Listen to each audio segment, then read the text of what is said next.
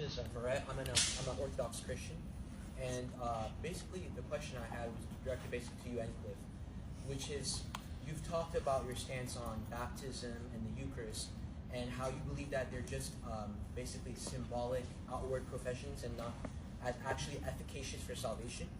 And basically my critique, or my question really, is when we look at the extant records of the first, second, third century Christians, all of them say that these are efficacious for salvation, that they're not just symbolic, that they have an actual deifying effect on the person that receives them. So I guess my question is, how can you say that you're following what the Bible says if your interpretation of the Bible is not lining up with the people that directly received the Bible and even compiled the canon of the New Testament as we know it? If that's true, then what's the history of why so many millions upon millions don't think it's the case?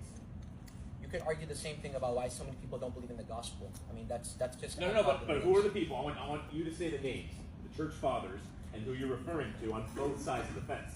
Well, there's no both sides, because we don't have any records of anyone that believes it's false. So you're saying it's later with Luther?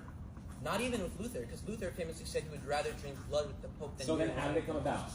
It came with Ulrich Zwingli and some of the radical reformers, which is like, what, 500 years ago? What does it matter, the dating? What matters is if we're believing in Christianity as historically the faith that Christ gave to the apostles, you would expect to find any records of first century Christians that lived in the time of the apostles that would believe the beliefs you have, right?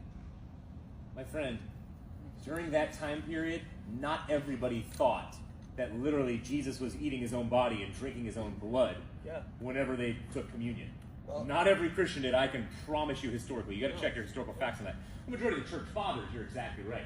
In terms of what they passed down, many of them did say that Jesus was actually in the bread and his blood was actually in the wine. There aren't any records of anyone. But to make that type of claim is just that's huge stretch. It's not a stretch, because every single one of the early church fathers say that it's actually his body, actually his blood. If you go to 1 Corinthians chapter 11, St. Paul even says that those who didn't examine themselves properly before partaking of the Lord's Supper could die. If it's just mere bread and wine, why is St. Paul saying it was killing Christians that didn't examine themselves properly before partaking? Why did he say what? He said because some of you have not examined yourselves and are partaking unworthily, he says, some of you are sick and some of you sleep. This is in 1 Corinthians 11, meaning they died. They died from partaking it unworthily. So if it's just mere bread and wine, why is St. Paul saying it's killing Christians? Excellent question.